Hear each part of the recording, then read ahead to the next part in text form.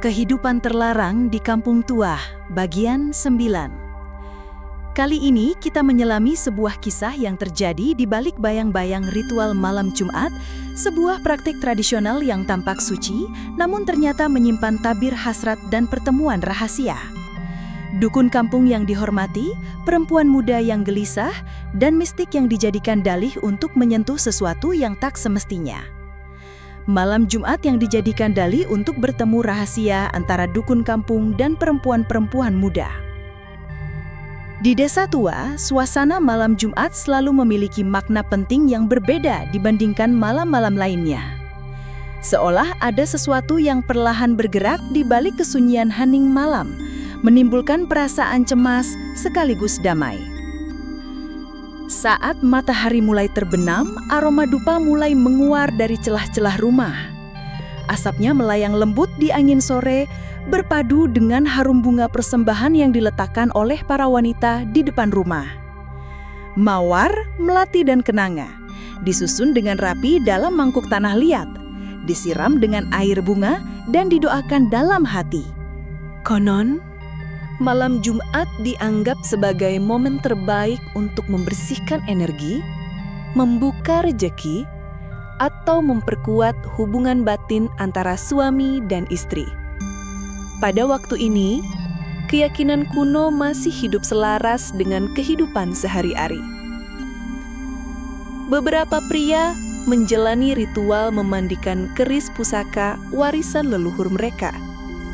Ada yang melakukannya dengan penuh rasa hormat, sementara yang lainnya sekadar mengikuti tradisi agar tidak dianggap melawan adat.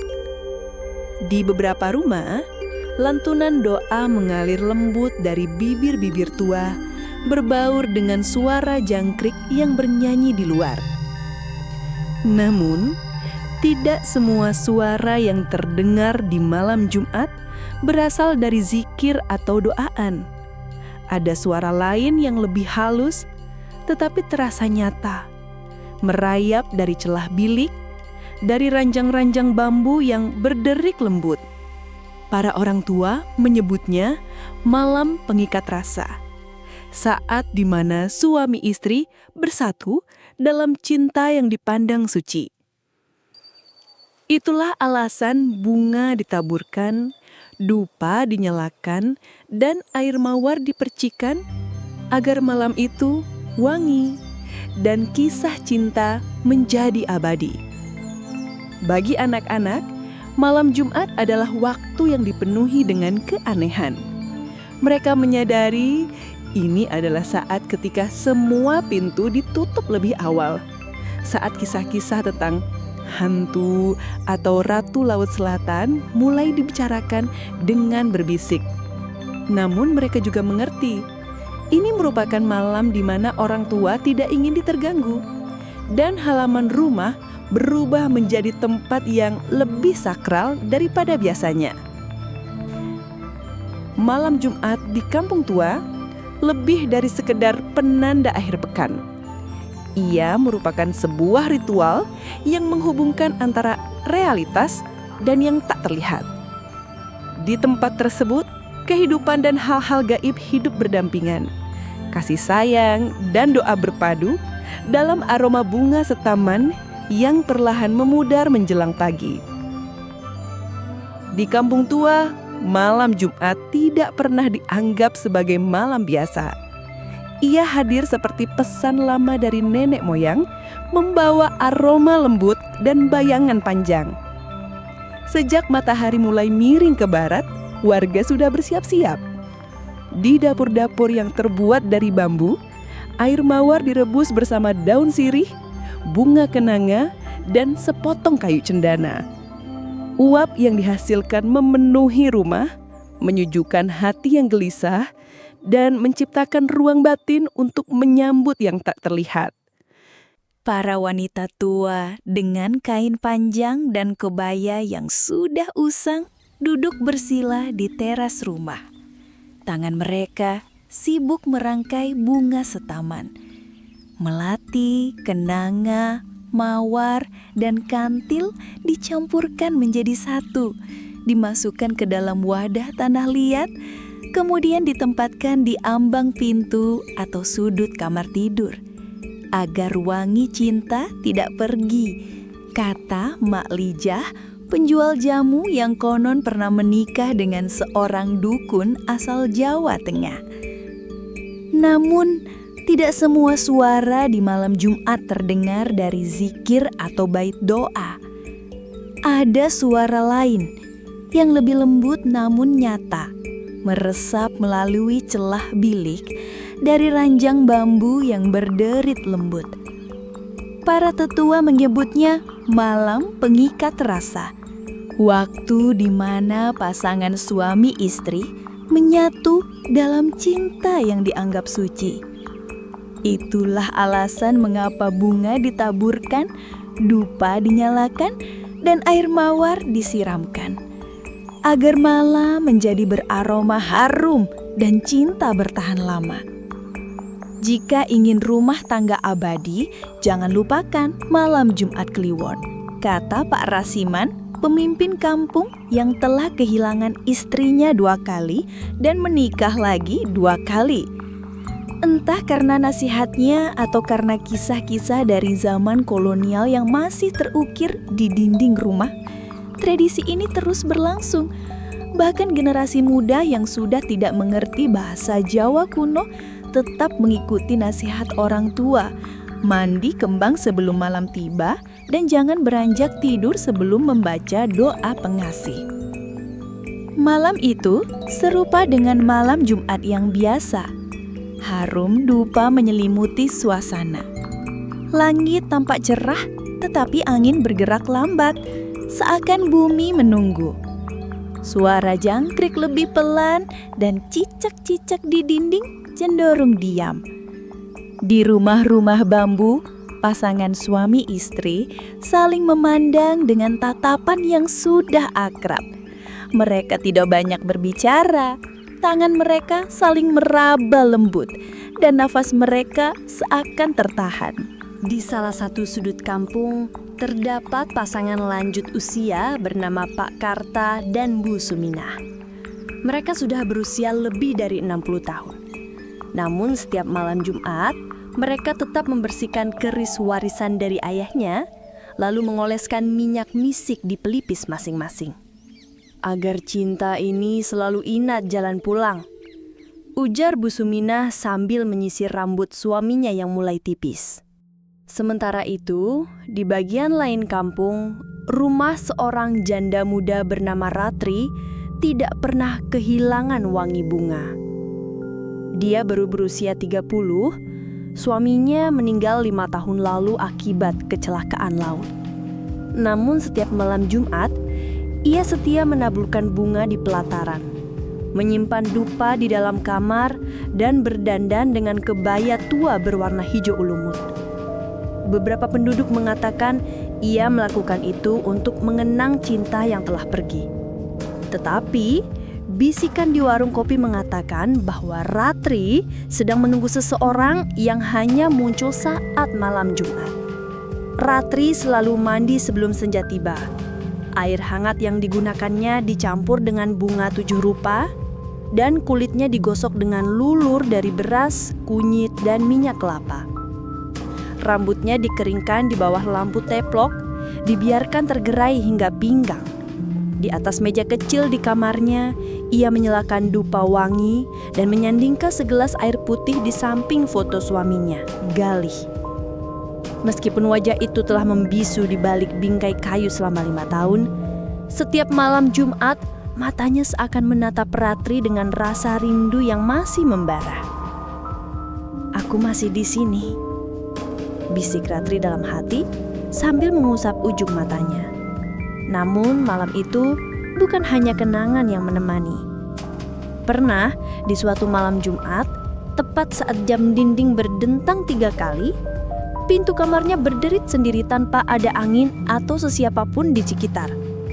Saat Ratri membuka pintu, ia merasakan aroma garam dan laut. Jantungnya berdegup kencang. Di lantai terdapat jejak kaki basah menuju tempat tidurnya, dan di atas bansal seikat bunga kantil yang masih segar. Sejak malam itu, Ratri tak pernah sepenuhnya merasa sendiri. Terkadang ranjangnya terasa bergerak lembut, seolah ada seseorang yang duduk di pinggirnya. Kadangkala ia merasakan genggaman hangat saat berdoa. Namun ia tidak merasa takut, malah tubuhnya terasa lebih hangat, lebih ringan, seakan alam semesta memberinya pelukan. Warga kampung mulai mengeluarkan berbagai spekulasi. Ada yang mengatakan bahwa Ratri menjaga sosok goib, sementara yang lain percaya bahwa arwah Galih belum sepenuhnya pergi. Namun, Ratri hanya tersenyum, terus menaburkan bunga dan berdandan dengan penuh perhatian, seolah sedang menantikan kedatangan tamu dari balik garis antara dua dunia. Pada malam Jumat tersebut, ketika bulan hampir bulat sempurna, Ratri bersujud lama di atas sajadah. Doanya terdengar lembut namun penuh keyakinan. Ketika ia berdiri, lilin-lilin di kamarnya mulai bergoyang dan suasana terasa lebih dingin. Lalu, suara ketukan terdengar 3 kali. Perlahan, namun cukup untuk membuat lehernya merinding. Ia membuka pintu dengan hati-hati. Tidak ada orang di luar. Hanya angin laut yang menerobos masuk, membawa aroma yang sangat dikenalnya. Bau pasir yang lembab, garam, dan sedikit wangi tembakau. Di atas ranjangnya, sepasang sarung dan baju koko putih tersusun rapi. Di atasnya, terdapat bunga kantil segar yang masih basah dengan embun. "Mas," Ratri berbisik, tubuhnya melemas, tetapi wajahnya terlihat tersenyum. Di sisi lain, rumah Pak Karta dan Bu Sumina juga belum sepenuhnya tenang. Setelah menyimpan keris pusaka di dalam lemari kayu jati dan menaburkan air mawar di sekeliling ranjang, Pak Karta duduk bersila sambil membaca beberapa ayat pendek. Namun, matanya terkadang melirik ke arah jendela yang terbuka. Ada yang terasa aneh malam ini, pikirnya. Suara tenang penuh emosional. Bu Suminah yang sedang menyiapkan minyak gosok di meja kecil mengangguk pelan. Angin dari barat, harumnya menyenangkan tetapi terasa dingin, seperti saat Dukun Rante datang dulu. Dukun Rante adalah nama yang tidak sembarangan untuk disebut. Ia pernah menghuni kampung tua puluhan tahun lalu. Seorang penguasa ilmu hikmah dan pelet konon dapat memanggil arwah leluhur serta memanggil cinta dari dunia lain.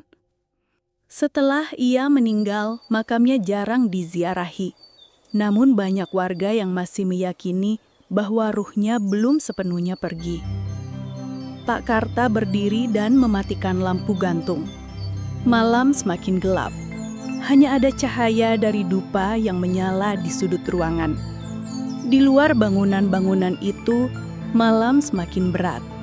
Cahaya bulan tampak terhalang oleh kabut tipis, membuat bayangan-bayangan menjadi lebih panjang. Di ujung kampung, di perbatasan jalan tanah menuju hutan kecil, berdiri seorang perempuan berbalut selendang hitam. Rambutnya terurai panjang, dan matanya memandang ke arah rumah Ratri. Ia tersenyum. Dari antara bibirnya yang cerah, ia perlahan berbisik, "Saatnya tiba." Malam yang dipenuhi desahan, bagian ketiga. Ratri duduk di tempat tidurnya, membiarkan lampu teplok menyala lembut.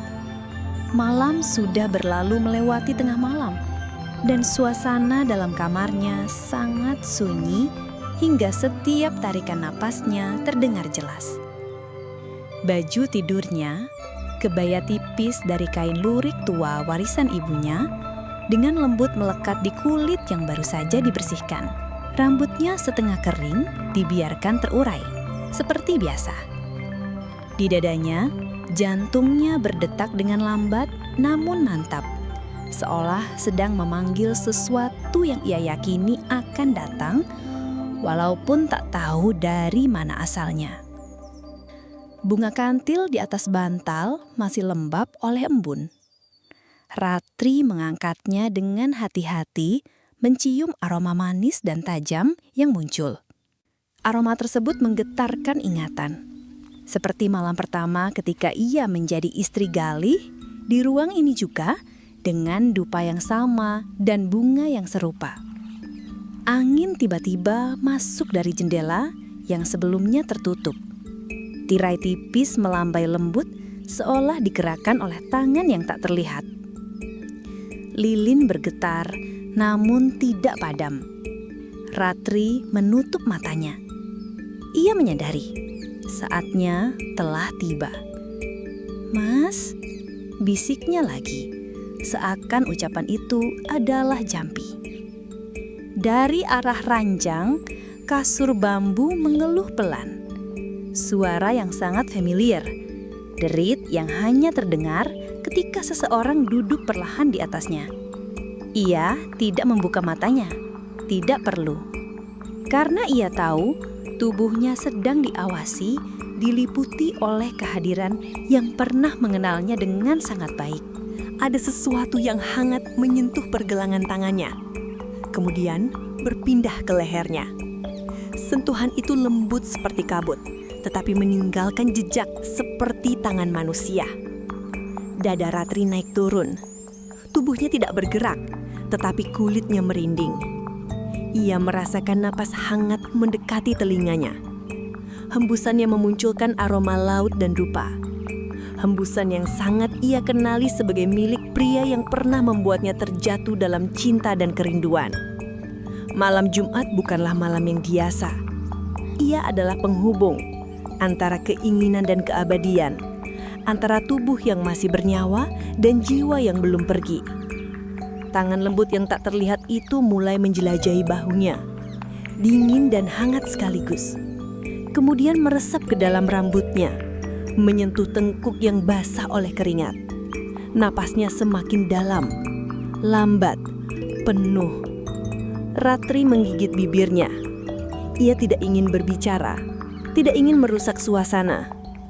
Tubuhnya mulai bergerak, perlahan mengikuti irama sentuhan itu, seolah berdansa dengan sesuatu yang berasal dari dunia lain. Tirai kembali melambai. Aroma dupa semakin memenuhi ruangan. Bunga kantil yang dipegangnya terjatuh ke lantai. Dan suara ranjang bambu sekarang begitu jelas. Bukan berderit karena usia, tetapi karena tengah dipergunakan oleh dua makhluk. Satu dari dunia nyata, dan satu lagi dari dimensi yang tak terartikan. Di luar kamar, anjing kampung tiba-tiba menjadi hening. Angin berhenti bertiup. Malam ini seolah menahan napasnya. Dan di dalam, dua jiwa kembali menyatu. Bukan dalam wujud seperti sebelumnya, tetapi dalam perasaan yang melampaui batas fisik. Tanpa kata-kata, tanpa janji-janji. Hanya ada desir dan bisikan yang saling mencari, lalu menyatu dalam wangi bunga dan cahaya lilin yang bergetar. Esok paginya, kabut masih menggantung rendah di antara pohon-pohon Kamboja di pekuburan belakang kampung. Pak Karta dan Bu Suminah datang lebih awal dari biasanya. Di tangan mereka, seikat bunga dan sebuah kendi tanah berisi air mawar. "Makam dukun rantai agak berbeda, bukan, Min?" bisik Pak Karta saat mereka semakin mendekat. Nisan tua dari batu hitam itu tampak basah, seolah baru saja disiram.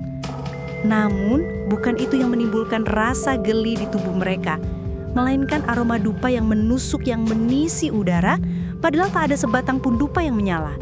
Dan di atas pusara, tegak setangkai bunga kantil yang masih segar, dengan embun di petalnya. "Kau mencium itu?" bisik Bu Suminah. Pak Karta mengangguk. Minyak misik dan air laut. Mereka saling bertukar pandang, lalu meletakkan bunga dengan hati-hati di samping makam. Pak Karta melafalkan doa singkat, sementara Bu Suminah menuangkan air dari kendi ke tanah. Namun sebelum mereka pergi, suara lirih terdengar dari balik pepohonan. Bukan suara manusia, bukan juga suara binatang. Itu adalah tawa. Tawa wanita, lembut, tenang, diisi rasa rindu. Dan dalam tawa itu terdapat nada kepasrahan, nada cinta yang tak akan sirna. Di rumah Ratri, Kang Mar masih dipenuhi wangi dupa yang belum padam. Ranjang bambu tersebut kini kosong. Tetapi di atasnya, di tempat Ratri berbaring semalaman, terdapat bekas kepala di bantal dan sehelai rambut hitam pendek, berbeda dengan rambut Ratri yang panjang dan kecoklatan. Dan di dada Ratri yang kini terbangun dengan senyum tipis di wajahnya, terdapat jejak kecupan samar di tempat yang selalu dicium Galih sebelum ia pergi melaut. Malam Jumat telah berlalu, namun cinta sepertinya belum benar-benar pergi. Malam yang ditingkahi desah, bagian 4. Malam Jumat yang tak disadari. Sejak malam itu, malam ketika Ratri merasakan kehangatan yang memasuki mimpinya, ia tak pernah sepenuhnya yakin apakah sentuhan itu nyata atau hanya kerinduan yang terwujud dalam mimpi. Namun tubuhnya selalu mengetahui. Setiap kali terbangun, ada sensasi halus di pangkal paha. Aroma bunga yang melekat di kulit dan bekas kecupan di tempat misterius. Setiap kali matahari menyelinap melalui celah bilik bambu, ia bangkit dengan tubuh yang seolah baru saja dipeluk, dicintai, dan diceritakan tanpa suara. Awalnya, ia meyakini itu Galih, suaminya yang menampakkan diri dalam wujud roh. Namun malam demi malam, ada perasaan aneh yang tidak bisa diabaikannya. Suasana semakin berbeda. Sentuhan itu berganti, tidak kasar, tidak jahat, tapi berbeda, lebih berat, lebih manusiawi. Yang tidak diketahui Ratri, sejak malam Jumat keempat, sepasang mata mengintip dari celah bilik bambu yang sedikit terbuka. Mata itu milik seorang pemuda, anak tunggal dari seorang janda di desa sebelah. Ia mengawasi tanpa diketahui, awalnya karena rasa ingin tahu, kemudian terperangkap dalam dorongan yang sulit dijelaskan. Malam itu, ia tidak hanya memperhatikan. Tergerak oleh sesuatu yang samar, bisikan, atau mungkin sebuah godaan gaib, ia memutuskan untuk membuka pintu Ratri yang tidak terkunci dan melangkah masuk ke dalam ruang yang dipenuhi aroma bunga dan kabut dupa. Ratri tetap tertidur. Ia hanya mengeluarkan suara pelan, seakan menyambut siapapun yang datang dalam mimpinya. Tubuhnya seolah terbuka, seolah sudah mengenal mereka yang mendekat dengan aroma laut dan misik. Sang pemuda yang dibakar oleh perasaan bersalah dan hasrat terjebak dalam ritus yang tidak dapat ia mengerti. Setelah semua berakhir, ia menemukan Ratri terlelap kembali dengan senyum lembut menghiasi wajahnya. Sejak malam itu, ia kembali lagi. Setiap minggu, di malam Jumat. Terkadang ia merasakan sedih setelahnya, namun selalu kembali lagi. Sebab ketika tubuh dan jiwa berpadu dalam ruang mistis semacam itu, tak ada emosi yang mampu menolak, hanya bisa menerima dan larut dalam pengalaman. Namun yang tidak ia duga, ia tidak sendiri. Ternyata ada pria lain yang juga pernah mengintip. Mereka pun masuk ke dalam. Mereka tidak saling mengenal. Semua berlangsung dalam kesunyian, dalam kegelapan, dalam waktu yang tampak terhenti. Ratri menjadi pusat dari sesuatu yang lebih besar daripada sekedar mimpi atau kenangan. Rumahnya menjadi sejenis pusaran energi, ruang antara dua dunia. Seakan roh Galih membuka pintu yang tidak pernah ditutup. Kemudian, kabar itu mulai menyebar. Dari warung kopi ke ladang tembakau. Dari percakapan malam menjadi desah-desus siang hari. Beberapa pria desa mulai merasa tertarik. Mereka datang ke rumah Ratri dengan alasan mengantar bahan makanan atau meminta jamu. Namun di malam hari, satu persatu dari mereka ikut dalam ritual tersebut. Ada yang melakukannya dengan cemas, ada yang berserah, dan ada yang yakin bahwa mereka sedang menjadi bagian dari sesuatu yang sakral. ikatan perasaan yang diwariskan oleh nenek moyang. Mereka tidak menyentuh Ratri dalam keadaan sadar. Namun pada malam Jumat, tubuh mereka seolah digerakkan oleh sesuatu. Seolah roh Galih yang dahulu sangat mencintai istrinya, tidak ingin pergi sendirian. Ia ingin cintanya tetap hidup, bahkan melalui tubuh orang lain. Ratri tidak pernah menyadari. Hingga suatu pagi, ia mengalami mual hingga memuntahkan semua isi perutnya. Setiap hari Jumat, tubuhnya terasa lebih berat. Payudaranya mulai membesar. Ketika bidan tua dari desa memeriksanya, akhirnya rahasia itu terungkap. Ratri sedang hamil. Yang mengejutkan adalah ia belum memiliki suami. Ia sendiri tidak memiliki pasangan, tak pernah terlihat dekat dengan siapapun. Warga desa menjadi heboh, namun bukan karena hal yang negatif. Sebagian malah meyakini bahwa anak itu adalah reinkarnasi dari Galih. Mereka percaya bahwa jiwa suaminya telah menyentuh Ratri dengan cara yang suci, dan kini anak itu sedang tumbuh di dalam rahimnya. Mereka mulai membawa berbagai sesaji ke rumah Ratri, menyalakan dupa di depan rumahnya, menempatkan bunga kantil di pintu masuk. Beberapa orang datang hanya untuk duduk di ruang tamunya, hening, menikmati aroma ruangan, berharap bisa merasakan keberadaan arwah tersebut. Dan pada malam Jumat ke-7 setelah kabar kehamilan itu tersiar, seluruh halaman rumah Ratri dipenuhi oleh pria-pria dewasa dari desa. Mereka tidak berbicara sama sekali, hanya menanti satu persatu untuk memasuki ruangan itu. Ratri tidak terbangun. Ia hanya terjebak dalam mimpi. Mimpi berada di lautan yang damai, dipeluk dari belakang oleh sosok pria tanpa wajah, namun dengan tangan yang sangat dikenalnya. Malam yang ditingkahi desah. Bagian 5. Tanda di tubuh anak lelaki. Ratri melahirkan pada malam Jumat, tepat pada purnama yang ke-9 setelah kehamilan dimulai.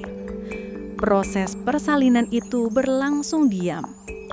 Tidak ada teriakan, tidak ada bantuan dari bidan, hanya ada tetesan air bunga dan suara lembut zikir yang keluar dari mulut Ratri yang tidak sepenuhnya sadar. Para tetua di desa mengatakan bahwa itu adalah pertanda si bayi lahir dari alam tengah, tidak sepenuhnya berasal dari dunia, dan juga bukan arwah. Bayi tersebut lahir dengan tali pusat yang melilit pinggangnya 3 kali, seperti sebuah sabuk. Di punggungnya terdapat tanda yang mirip sisik tipis berwarna perak, lembut saat disentuh tetapi bersinar samar ketika terkena sinar bulan. Dia dilahirkan dengan pandangan seperti lelaki dewasa, bisik Mak Lijah yang membantu mengatur air kembang di dalam mangkuk tanah liat. Sebentar kemudian berita itu menyebar. Penduduk mulai berdatangan. Beberapa ingin melihat bayi tersebut, sementara yang lain membawa sesaji. Bahkan ada yang mulai percaya bahwa rumah Ratri adalah tempat pertemuan antara dunia kasar dan dunia halus. Mereka berkeyakinan bahwa roh Galih telah menciptakan jembatan antara dua alam, dan bayi itu menjadi contoh bahwa cinta dan jiwa dapat bersatu menjadi kedagingan. Setiap malam Jumat, rumah Ratri semakin ramai. Suasana tidak lagi sepi seperti sebelumnya.